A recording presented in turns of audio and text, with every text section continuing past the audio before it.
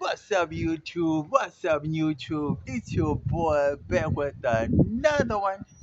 Guys, in today's video, we want to talk about Western wealth versus African wealth and where the Western wealth is sustainable in Africa.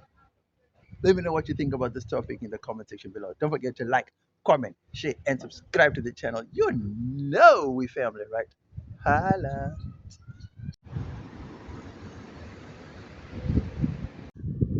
People, let's talk about the idea of the American dream and what that looks like. So American dream is a house, white picket fences, 2.5 kids, 2 cars in a garage. That's basically the American dream. What is the African dream? A farm, land, animals, wife, 10, 20 kids, wildlife. Nobody seems to talk about the African dream. Well, no one has a true definition of what the African dream is. Because everybody talks about the American dream or the West version of what a dream like would be. But nobody ever talks about what an African dream is. Would it be fair to say that our forefathers lived the dream, even though there was no or barely any Western influence?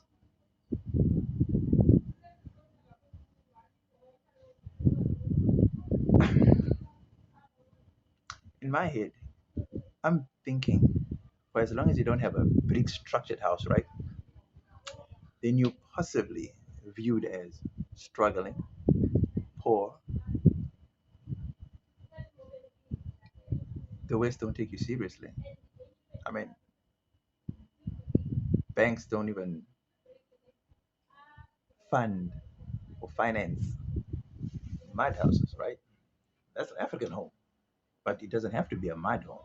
You know, obviously you can blend Western and African ideas, right, to come up with a uniquely African dream. So, what would an African dream look like? Blended with Western influences. Nobody, everyone I speak to, nobody gives me a definite answer what the African dream is. Okay, so now that we know that there is no definite answer to what an African dream is, let's now compare Western wealth to African wealth. In the Western world, wealth is determined by cars, money in the bank, size of your house, and how much property you own.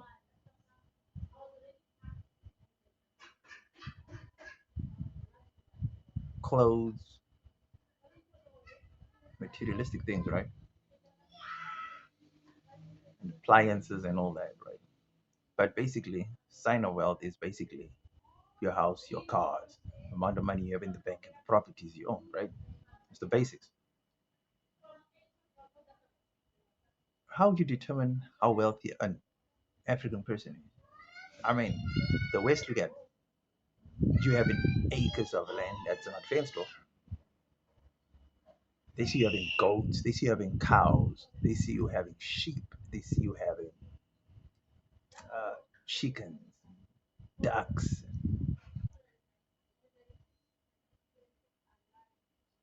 acres of land with maize, um,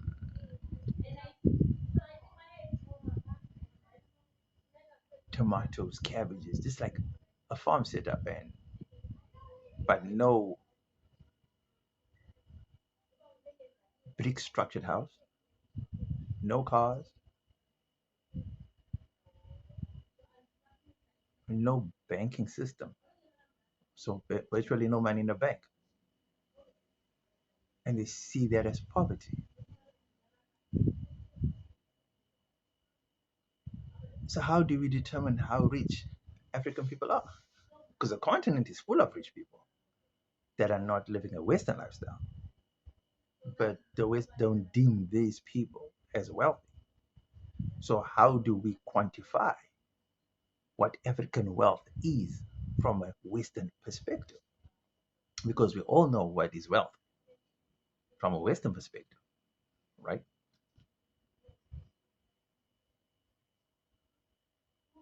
One would think that if you're debt free, if you're self reliant, if you're self aware,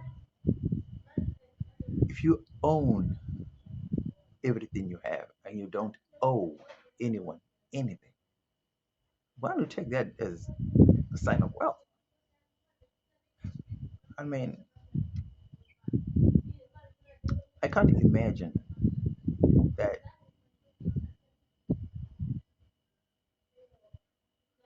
name brands would be more expensive, would be more valuable than authentic leopard skin, crocodile skin,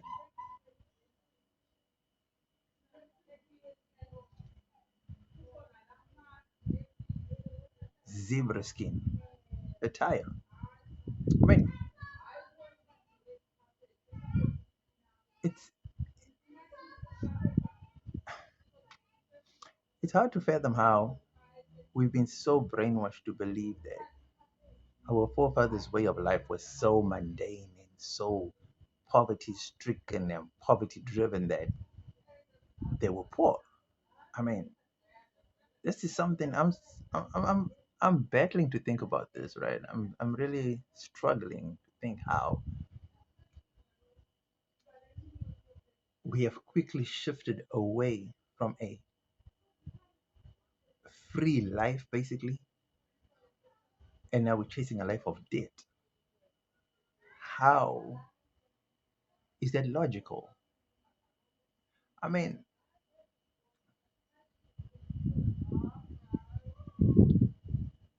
we would rather give up our homes in the hills and the valleys, the rural areas, lush green fields, for brick and mortar homes on hilltops and on the slopes of mountains that we have to purchase from banks, that we owe to the bank, that we got to pay for the next 20 years, 25 years, possibly 30 years.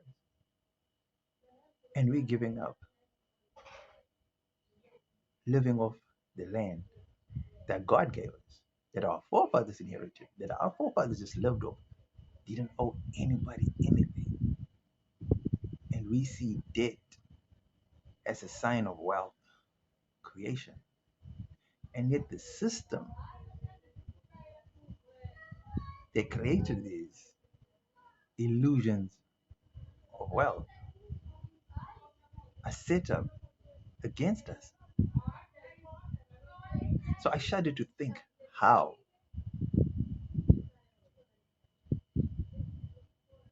Africa as a whole is meant to prosper against a system that is rigged against Africans.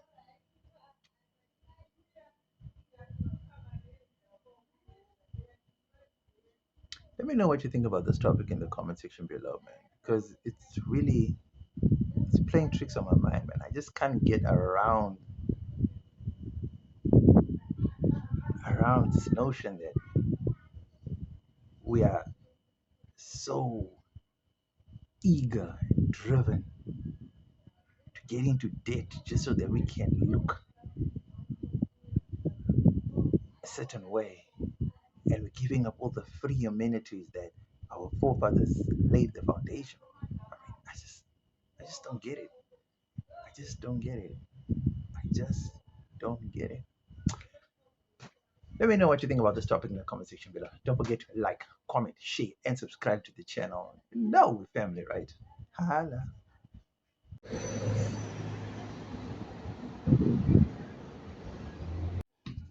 Okay, let's talk about the pros. Pros of Western wealth.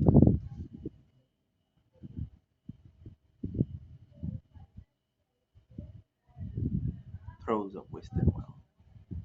Pros of Western wealth.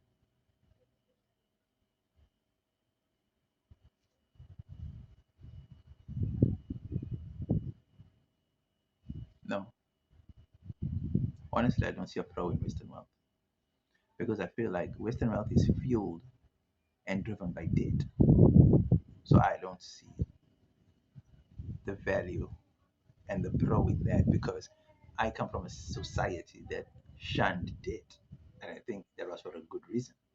And I come from a society that was offered debt and completely destroyed by that debt, decimated by that debt. So I don't see a pro on the Western side. From a Western view, I don't see the pros. I don't. Really, I don't. Now let's look at the pros from the African side of wealth. Oh, limitless, debt free, freedom, abundance, living off the earth, basically living for free. God provides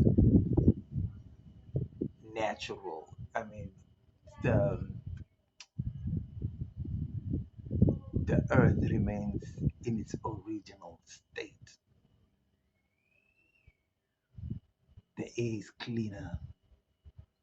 Competition is low. I mean, there's a sense of community. There's just, it's just a lot that, and that is where that saying, or is it a proverb, or is it a saying that says, it takes a village to raise a child. It comes from Africa. I truly believe that. Just the idea that the forefathers laid the foundation to say that's the way it should be.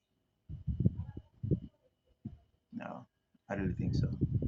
So I really think whatever the African dream is, whatever the African dream was meant to be, the way the forefathers had meant it to be, that is the way we're supposed to do it. And that's the way it's supposed to be now. Obviously, with the influence, blending of Western ideas, Western technologies, but I don't think that there should be a total destruction of just, or let's just say the westernization of the entirety of Africa. I don't think that's the way to go. I really don't think so. Because at the end of the day, let's be honest, if the Europeans are leaving Europe to say they want to go to Africa and they come here and it looks just the same as where they came from, how then does Africa be African if Africa looks like Europe or America? Get my point. Next, we get into the cons. You know how we do. Your boy. Don't forget to like, comment, share, and subscribe to the channel. You know we family, right? Holla.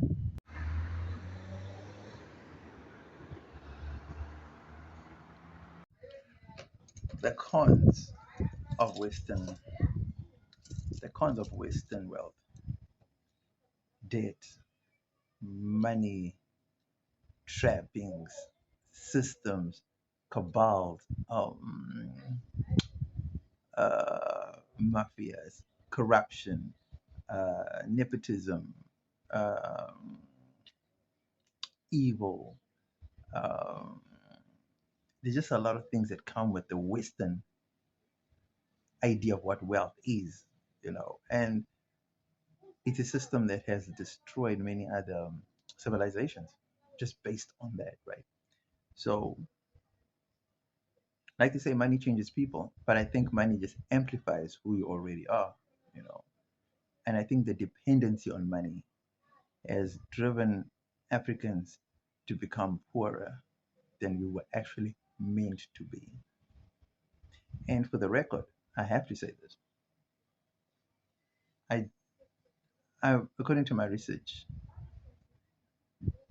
the poverty levels that existed in Africa prior to colonization are were not on the same levels of poverty after colonization. Yes, the kings and the royals, they lived a luxury life, but the subjects were well taken care of. They didn't want for property, they didn't want for food, they didn't want for it. There was no lack of anything because they lived a collective life. All that was taken away. Now we all live individual lives, all based on the Western system. And I think that in itself is a crime.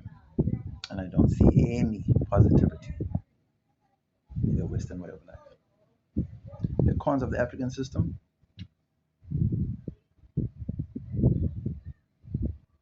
individual growth is taken out of the equation. There was nothing that you could do to outlive the entire village, the entire tribe, the entire clan, because everything was done almost like in a communist socialist way. We all moved as one, we all grew as one, we were all under subjects, under the kings, the queens. No one was above the law. But yeah, I digress. Maybe I'm wrong. Let me know what you think about it in the comment section below. Don't forget, man, this is an interactive channel. We family. So don't be afraid to comment and say what you like. Don't be afraid to diss the creator because the creator is not perfect. The creator just sparks the brains that have all the information. So I'm not here to spoon feed everyone with all the, because imagine I spoon feed you with everything, right? Everything. Imagine I told you all the data and everything. There'd be no room for debate. There'd be no room for conversation. So if I give you the tip of the iceberg, someone else jumps in and gives their little bit of information. We all learn, we all grow. And that's the purpose of the channel. I don't see any other channels doing this. That is why you see the editing is different, the thumbnails are non existent, the style of presenting are different, just the topic views are different. So I do not want to give a polished look. Like, I don't want the channel to look like anyone's channel. I do not want to make it, I don't have it standard. I want it to stand out. So even if it's low quality, raw footage, that's the way it's going to be. And that's the way I prefer it because it's standard. I just want to give hope and inspiration to other people that just feel like, yo, you need to have a certain camera, you need to have a certain sound equipment. No, I want them to look at my channel and just say, wow, he's just basically using a phone and that's it. And that's it. But we go, we keep going. We need to give value to our audiences. We need to educate, we need to entertain. That's the goal of the channel. It's not to look pretty, it's not to be TV-esque production quality. We maybe might get to that level, but I highly doubt it because I want to keep it as raw and as authentic and as real and as gritty as possible. That's the aim of the channel. Let me know if I'm on the money or if I totally missed it on this one. Don't forget to like, comment, share, and subscribe to the channel. You know we family, right? Holla.